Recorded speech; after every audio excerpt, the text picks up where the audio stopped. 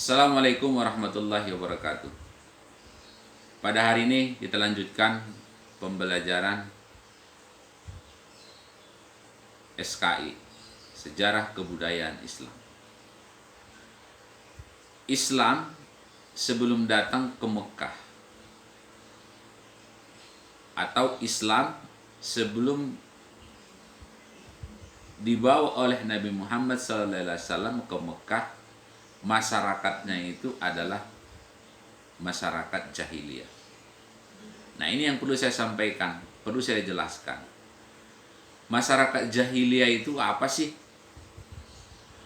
Nah, masyarakat jahiliyah itu adalah masyarakatnya itu dipenuhi oleh sembahan-sembahan terhadap yang berhala. Di Mekah khususnya, di sana banyak suku-suku. Ada namanya suku Kaib, ada namanya suku Huzail, ada namanya suku Murad, ada namanya suku Hamdan. Semua suku itu berbeda-beda di dalam tata cara atau nama berhalanya. Kita ambil contohnya suku Kaib, Wud namanya. Ada Hujail, suku Hujail mempunyai berhala namanya Suwa. Suku Murad mempunyai namanya Yakhuz.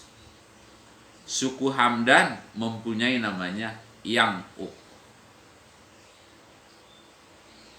Saudara-saudara sekalian, ini yang membawa adalah Amir bin Lubai, seorang tokoh suku Huja'ah. Dialah yang membawa ini dari negeri Sam, yang sekarang kita kenal dengan namanya Syria.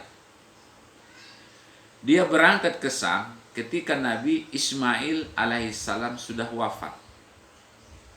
Sebenarnya Nabi Ismail sudah wafat. Tata cara peribadatan kepada Tuhan yang Maha Esa, yaitu kepada agama tauhid yang dibawa oleh Nabi Ibrahim itu masih berbekas. Buktinya Ka'bah masih ada, kurban masih ada,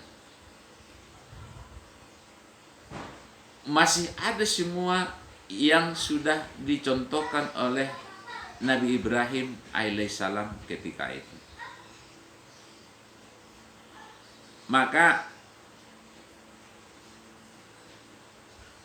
Amir bin Lubai tadi itu berangkat ke Syria, yang sekarang namanya Syria, dulu namanya Sam. Dia melihat penduduk kota Sam melakukan ibadah dengan menyembah berhala. Dia tertarik untuk mempelajari dan mempraktekkannya di Mekah. Dia ambil contoh yang dicontohkan oleh masyarakat Sam itu.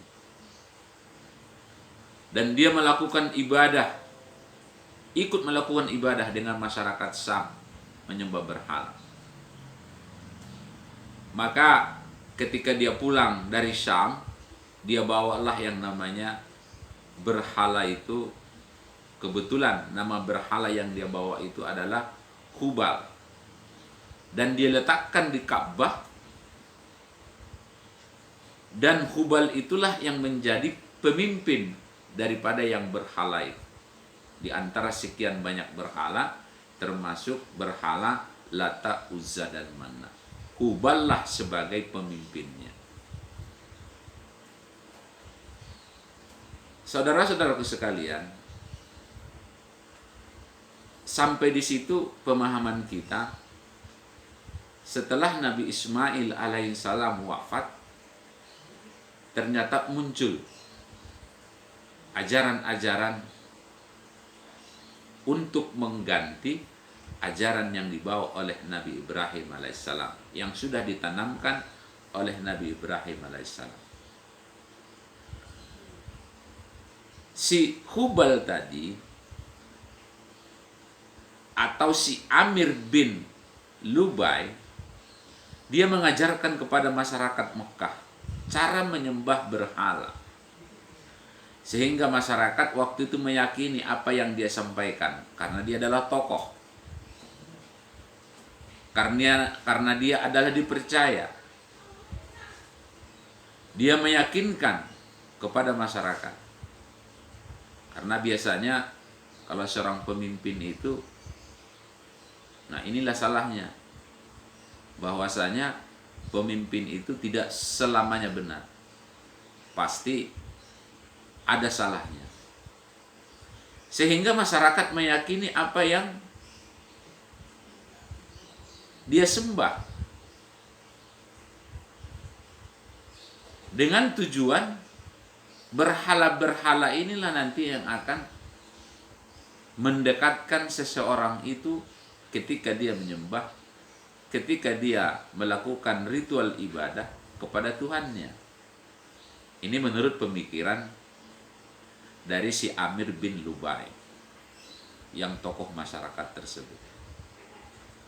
Bahkan di dalam tarikh itu disebutkan berhala-berhala itu sampai 360 berhala yang diletakkan di sekeliling Ka'bah. Ketika tiba musim haji, maka masyarakat berduyun-duyun karena merupakan sebagai perintah ajaran daripada Nabi Ibrahim alaihissalam.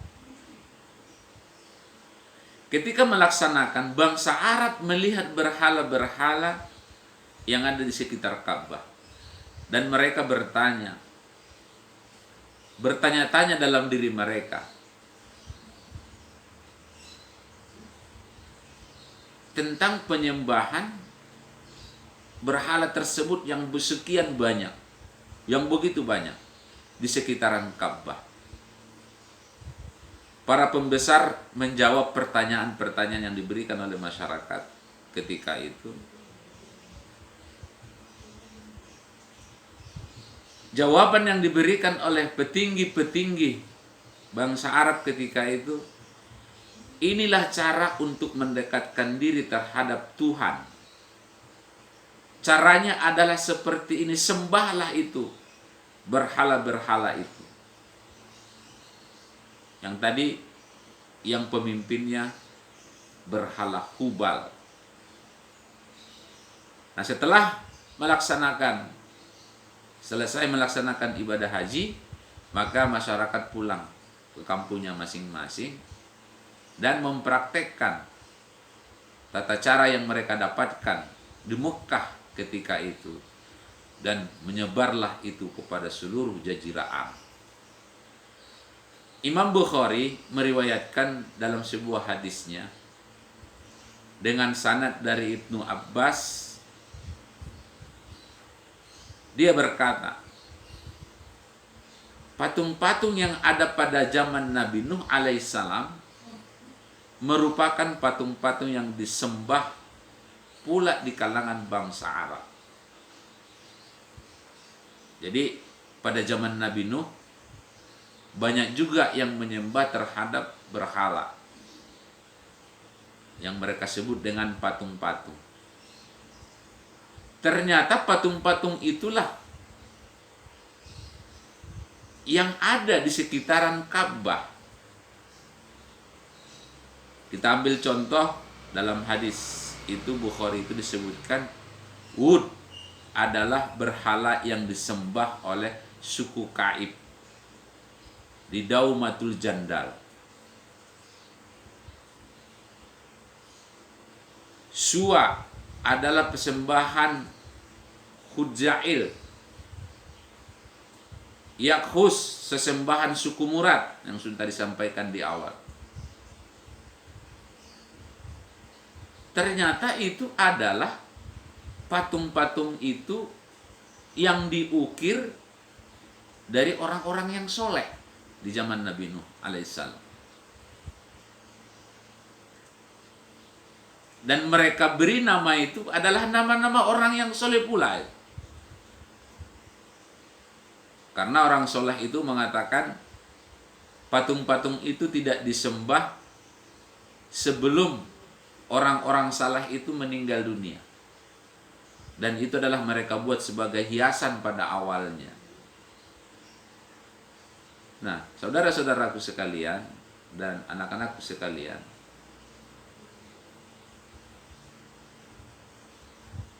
itulah yang disebut itu dengan jahiliyah ketauhidan.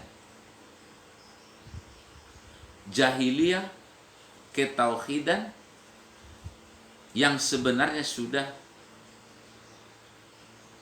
dipraktekkan, dibawa oleh Nabi Ibrahim alaihissalam, tata cara menyembah kepada Allah Subhanahu wa ta'ala. Nah, kita lihat ternyata ada misinya. Ada misi di balik si Amir bin Lubai ini membawa dari Syam. Apa itu misinya itu? Misi yang dia dapatkan adalah satu, untuk supaya Tuhan itu lebih dekat dengan diri pribadi masing-masing. Jadi kalau istilahnya faktornya itu adalah supaya kebutuhan terhadap Tuhan itu selalu mereka, terutama di saat mereka membutuhkan. Jadi selalu dibawa kemanapun mereka pergi. Kemudian yang kedua, adanya kecenderungan untuk mengagungkan kepada tokoh-tokoh yang sudah meninggal dunia, ada jasanya. Dan yang ketiga, adanya rasa takut terhadap bencana alam. Nah, inilah yang merupakan sebagai faktor penyebab kenapa mereka itu ingin mengganti terhadap ajaran Nabi Ibrahim alaihissalam. Tapi ada juga yang menentang, seperti Umayyah bin Sa'd, Qusaidah, Waraqah bin Naufal, Zainal bin Umar.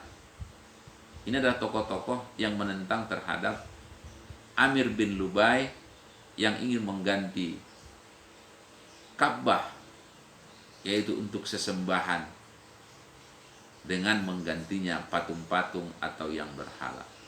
Nah, itu saja dulu yang dapat kita pahami, kita mengerti kenapa disebut zaman itu adalah zaman jahiliyah.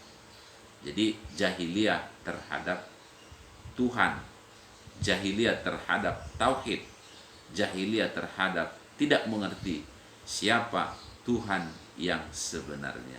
Nanti kita lanjutkan dengan kehidupan sosialnya, kehidupan ekonominya, atau jahiliyahnya sosialnya, jahiliyahnya ekonominya. Dan nanti kita teruskan setelah datangnya Islam, apa yang terjadi. Itu saja, mudah-mudahan bermanfaat pada para saudara-saudaraku yang menonton, dan khususnya kepada anak-anakku di SMP IT Kita Wira Bangsa. Assalamualaikum warahmatullahi wabarakatuh.